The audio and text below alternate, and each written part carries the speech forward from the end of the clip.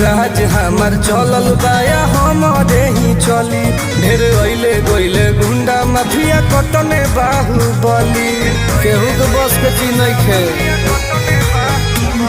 इहा राज हमार चलल बाया हमारे ही चली ढेर अइले गइले गुंडा माफिया कतने बाहुबली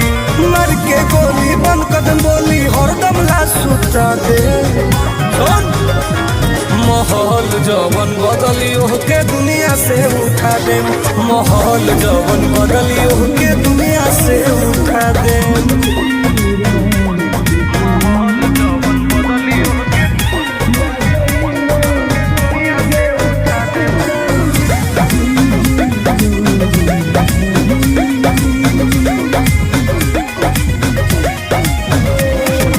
पुलिस प्रशासन सरकार